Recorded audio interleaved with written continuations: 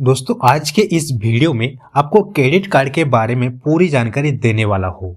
ऐसे आपको बता दूं कि मैं काफ़ी सालों से क्रेडिट कार्ड का बहुत ही ज़्यादा इस्तेमाल करते आ रहा हूँ। इसीलिए आज मैं आपको क्रेडिट कार्ड से जुड़े हुए पूरी इन्फॉर्मेशन आपके साथ शेयर करने वाला हूँ।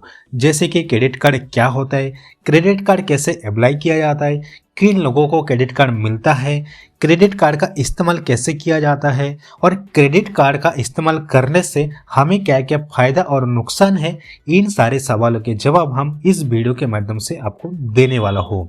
तो आपको भी अगर क्रेडिट कार्ड के बारे में पूरी जानकारी प्राप्त करना है तो ये वीडियो को देखते रहिए। तो मेरा नाम है मिथुन और आप देख रहे हैं डिजिटल मिथुन। तो चलिए वीडियो को शुरू करते हैं।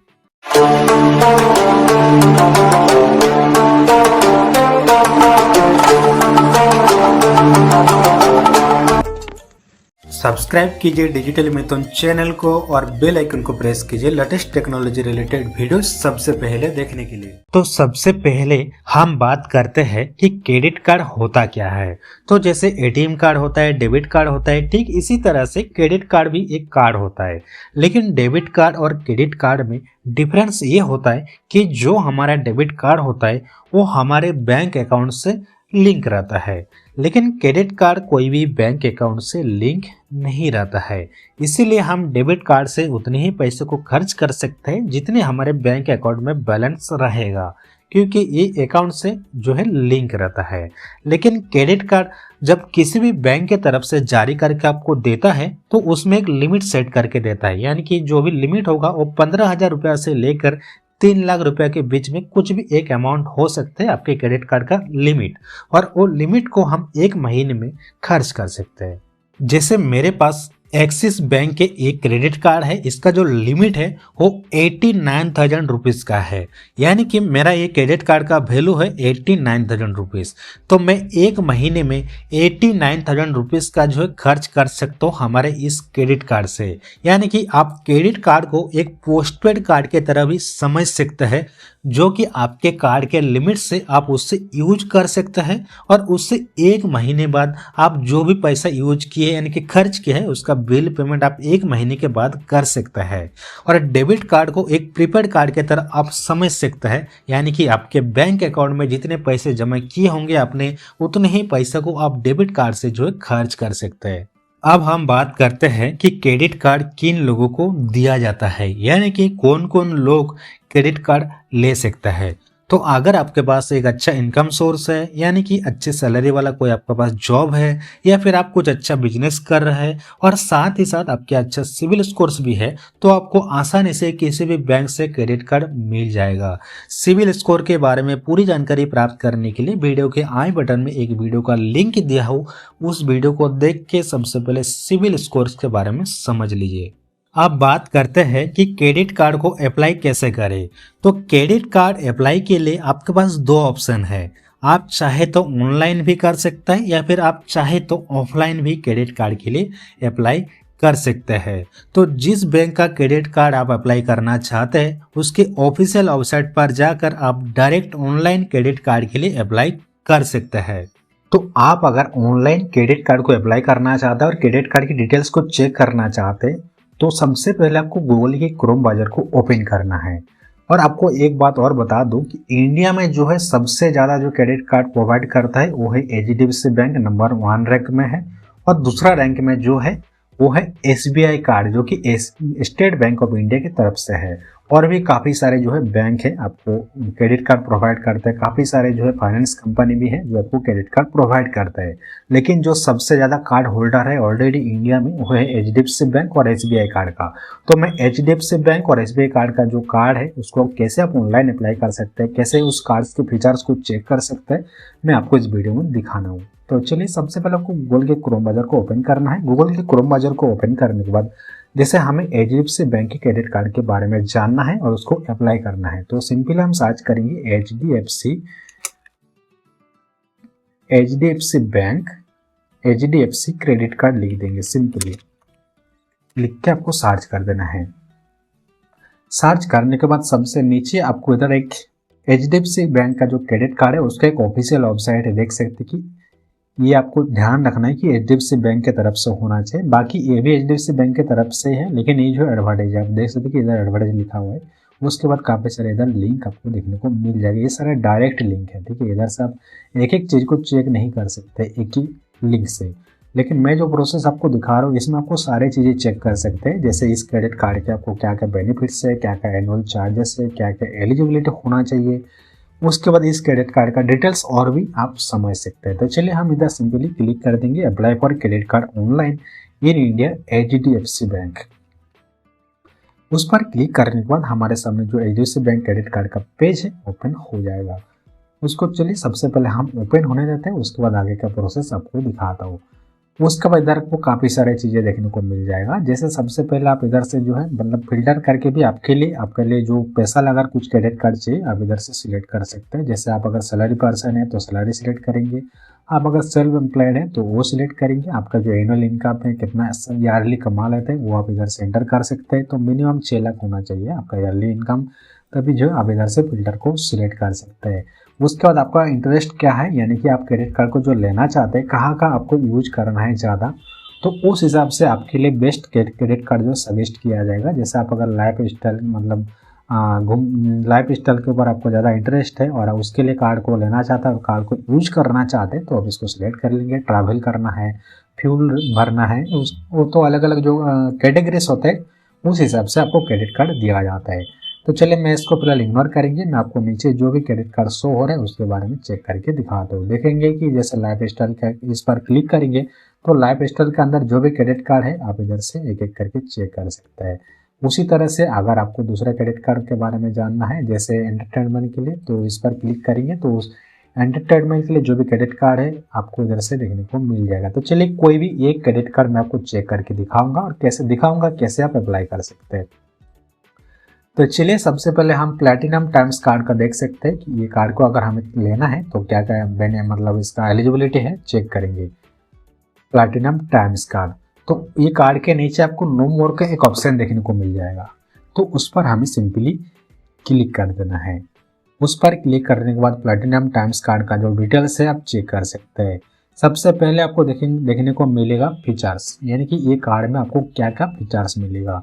जैसे आपको रिवार्ड टाइप यानी कि रिवार्ड पॉइंट मिलेगा। उसके बाद आपको ये कार्ड का जो के फीचर्स है आप इधर से चेक कर सकते हैं।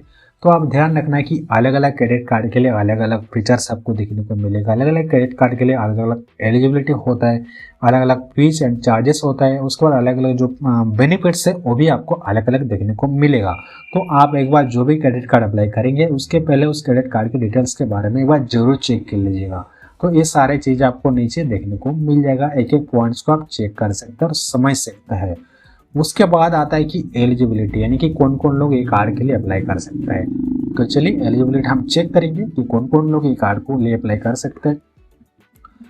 तो इधर आपको बता रहे हैं कि HDFC bank platinum times card eligibility, तो इसमें आपको बता रहे हैं कि एज 20 ईयर्स टू 60 ईयर्स, यानी कि जिनका ओपन 21 साल से लेकर 60 ईयर्स के अंदर है वो जो है अप्लाई कर सकते हैं।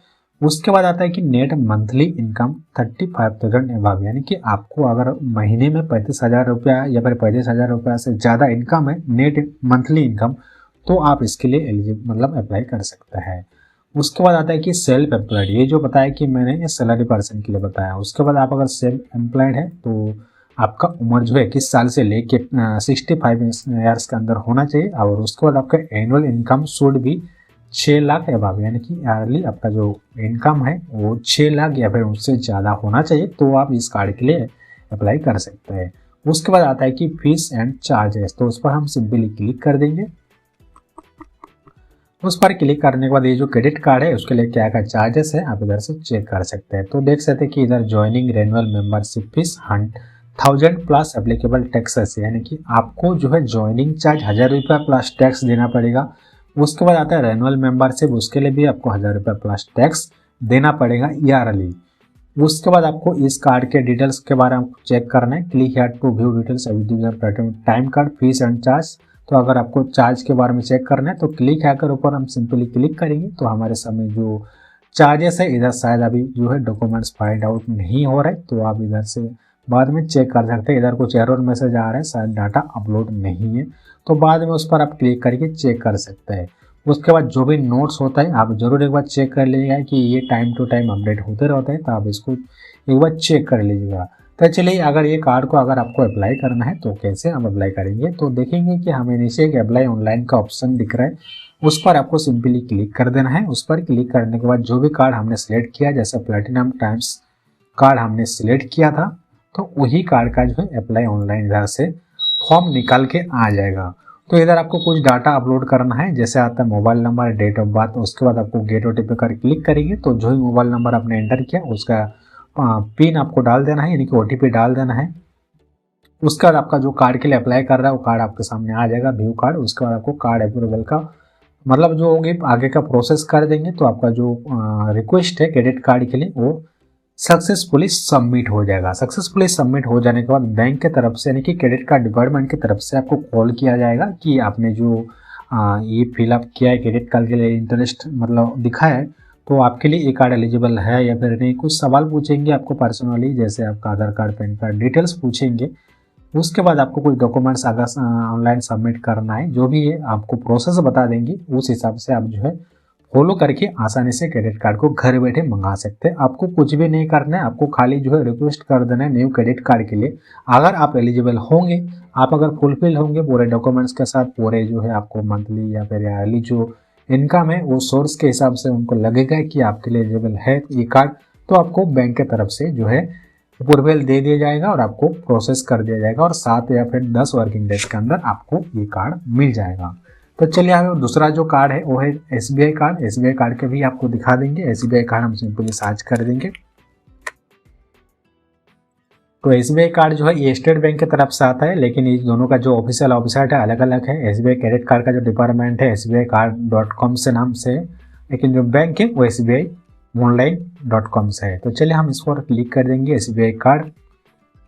एसबीआई कार्ड के ऊपर क्लिक करने के बाद सबसे पहले हम जो है अप्लाई के ऊपर क्लिक करेंगे। इधर राइट साइड में देखने को मिल रहा है अप्लाई, उसके नीचे आपको जो है अप्लाई नाउ के ऊपर क्लिक करना है। अप्लाई नाउ के ऊपर क्लिक करने के बाद जो भी क्रेडिट कार्ड है एसबीआई कार्ड की तरफ से उसका लिस्ट आपको देखने को मिल जाएगा। तो देख सकते हैं कि टोटल हमारे पास जो है 29 कार्ड्स है, यानी कि एसबीआई कार्ड 29 कार्ड्स प्रोवाइड करता है। तो इसमें से जो भी कार्ड आपके लिए सुइटेबल है आप चेक कर सकते हैं, उसके लिए अप्लाई कर सकते हैं। तो कैसे चेक करेंगे कि आपके लिए ये कार्ड जो है सुइटेबल है या फिर एलिजिबिलिटी आपके अंदर आता है फिर नहीं।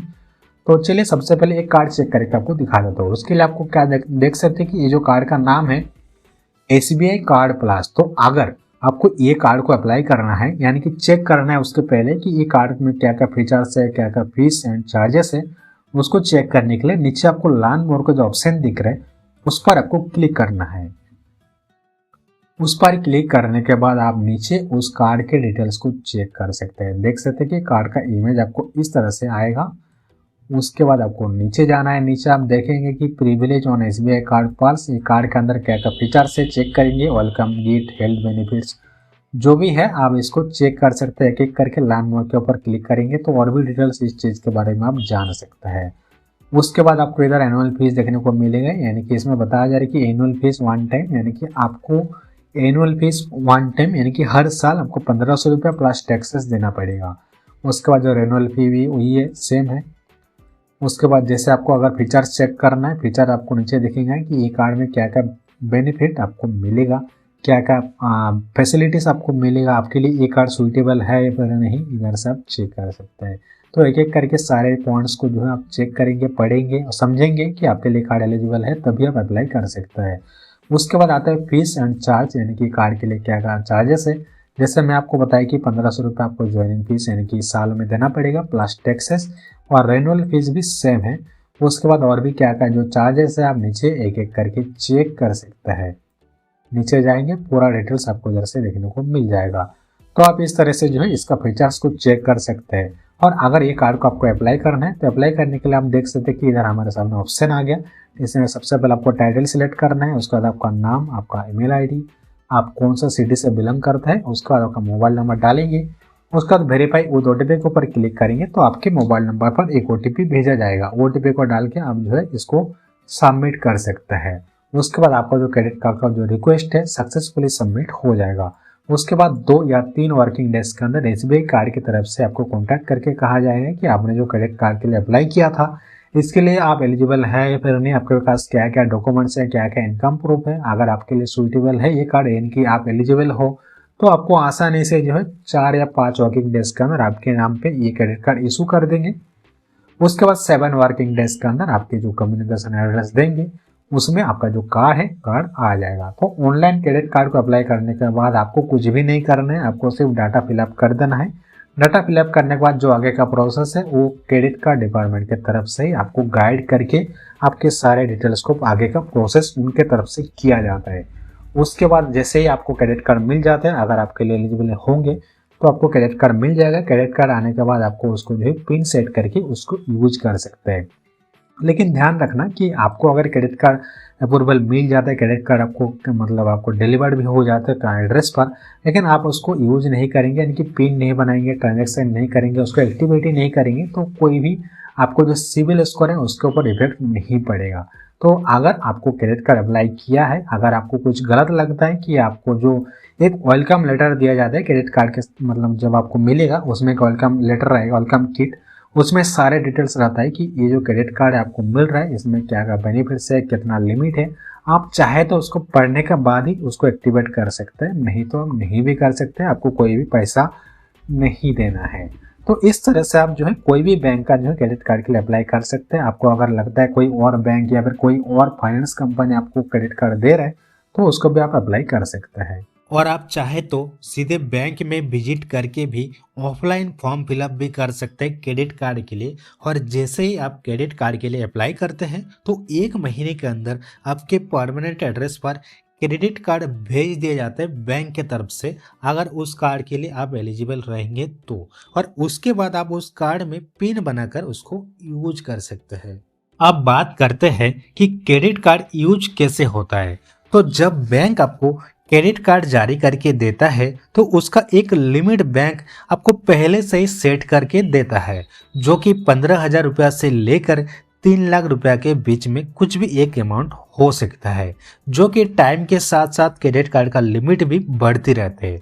जब मैंने एक्सिस बैंक का ये एस क्रेडिट कार्ड को लिया था उस समय इस क्रेडिट कार्ड का जो लिमिट था वो 32,000 रुपये का था, जो कि बाद में बैंक ने बढ़ाकर इसका जो लिमिट है 89,000 रुपीज़ का कर दिया है। तो इसमें होता ये है कि जितनी लिमिट बैंक से सेट करके आपको देता है उतना ही आप इसे ऑनलाइन शॉपिंग में या फिर किसी को पेमेंट करने में या फिर एटीएम मशीन से कैश विड्रॉल करने में आप यूज कर सकते हैं। लेकिन एटीएम से कैश निकालने पर आपको पेनल्टी लगना शुरू हो जाता है, इसीलिए क्रेडिट कार्ड से कभी भी कैश नहीं निकालना चाहिए। आपको इससे हमेशा ऑनलाइन पेमेंट करना चाहिए या फिर जो है शॉपिंग करना चाहिए।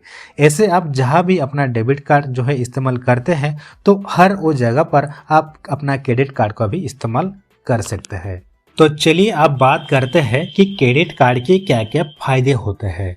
तो आपको बता दूं कि क्रेडिट कार्ड के बहुत सारे फायदे होते हैं। सबसे बड़ा फायदा तो इसका ये होता है कि अगर हमें इमरजेंसी में पैसे की ज़रूरत पड़ जाते हैं और हम अपने दोस्तों से नहीं मांग सकते हैं या फिर कोई हमें ना दे, तो उस सिचुएशन में आप अपने क्रेडिट कार्ड से वो अमाउंट को जो यूज कर सकते हैं और बाद में यानी कि 1 महीने के बाद आप उसका बिल पेमेंट कर सकते हैं। दूसरा फायदा ये है कि जब आप इससे ऑनलाइन शॉपिंग करते हैं या फिर कोई भी बिल पेमेंट करते हैं तो इसमें आपको रिवार्ड पॉइंट्स या फिर डायरेक्ट कैशबैक मिलता है, जो कि आपके क्रेडिट कार्ड के बिल में एडजस्ट हो जाता है। और तीसरा फायदा तो इसका यह है कि जब आप इसमें ऑनलाइन बिल पेमेंट या फिर ऑनलाइन शॉपिंग करते हैं तो इसमें आपको काफ़ी डिस्काउंट भी मिल जाता है। और ऑनलाइन शॉपिंग ऐप में हमेशा कोई ना कोई क्रेडिट कार्ड से पेमेंट करने से ऑफर मिल ही जाता है, जिससे कुछ ना कुछ एक्स्ट्रा डिस्काउंट हमें मिल जाता है क्रेडिट कार्ड से पेमेंट करने पर। चलिए आप बात करते हैं क्रेडिट कार्ड के कुछ नुकसान के बारे में। तो जिस तरह से क्रेडिट कार्ड के काफ़ी सारे फायदे हैं उसी तरह से क्रेडिट कार्ड के काफ़ी सारे नुकसान भी है। तो सबसे बड़ा नुकसान इसका ये है कि आप अगर इसका बिल पेमेंट करने में देर कर देता है या फिर भूल जाता है, यानी कि अगर आपके क्रेडिट कार्ड के जो पेमेंट का ड्यू डेट है वो महीने के 10 तारीख को है और आप 10 तारीख में बिल को पेमेंट नहीं करते हैं तो आपके ऊपर पेनल्टी लग जाता है। दूसरा बड़ा नुकसान ये है कि अगर आप क्रेडिट कार्ड से एटीएम मशीन पर कैश निकालते हैं तो कैश निकालने के दिन से ही आपके ऊपर पेनल्टी लगना शुरू हो जाते हैं। जब तक ना कि जो भी कैश आपने निकाला है उसको जमा कर देते हैं, तब तक आपके ऊपर पेनल्टी लगते रहता है। तीसरा बड़ा नुकसान ये है कि अगर आपका क्रेडिट कार्ड गुम हो जाता है या फिर चोरी हो जाता है और कोई अगर इससे इंटरनेशनल ट्रांजैक्शन करता है तो उसमें आपको ओटीपी नहीं मिलता है। बस ये जो क्रेडिट कार्ड का नंबर है और सीवीवी नंबर को डाल के रहे वो इंटरनेशनल में कई बार भी जो है पेमेंट कर सकता है। इसमें आपके पास कोई भी ओटीपी नहीं आता है जिससे डालने के बाद ही आप ट्रांजेक्शन को कंप्लीट कर सके, क्योंकि ओटीपी जो है सिर्फ नेशनल ट्रांजेक्शन के लिए ही आता है। जो इंटरनेशनल ट्रांजेक्शन होता है उसके लिए कोई भी ओटीपी का जरूरत नहीं पड़ता है। इसीलिए अगर आपका क्रेडिट कार्ड गुम हो जाता है या फिर चोरी हो जाते हैं तो आपको जल्द से जल्द आपके क्रेडिट कार्ड को ब्लॉक कर देना चाहिए ताकि कोई इसका मिसयूज ना कर सके। और एक बड़ा नुकसान क्रेडिट कार्ड का ये भी है कि इसमें एक्स्ट्रा खर्चा काफ़ी हो जाता है। यानी कि अगर आप किसी चीज़ को नहीं खरीदना चाहते और आपके पास क्रेडिट कार्ड है तो आपके मन में आएगा कि इस चीज़ को हम खरीद लेते हैं, क्योंकि बिल की तो कोई टेंशन नहीं लेता है उस समय, और ये सोच लेते हैं कि 1 महीने के बाद तो पेमेंट करना है, इसीलिए हम बिना सोचे उस जो है चीज़ को खरीद लेते हैं। तो इसीलिए इससे काफ़ी जो है एक्स्ट्रा खर्चा हो जाता है, क्योंकि क्रेडिट कार्ड हमारे पास रहने से जो चीज़ें हमें लेने की ज़रूरी नहीं भी रहती वो भी चीज़ें हम खरीद लेते हैं क्योंकि हमारे पास क्रेडिट कार्ड है। अब हम बात करते हैं कि क्रेडिट कार्ड का बिल कैसे आता है और उसका बिल पेमेंट कैसे करते हैं। तो जब हम क्रेडिट कार्ड से कहीं पर भी शॉपिंग करते हैं या फिर बिल पेमेंट करते हैं तो उसके कुछ दिन के बाद बिल जनरेट होता है, और बिल जनरेट होने के बाद भी हमें लगभग 15 से 20 दिन का टाइम मिलता है उस बिल को पेमेंट करने के लिए, जो कि कभी कभी 1 महीने का भी टाइम पीरियड होता रहता है कि उस बिल का पेमेंट करने का।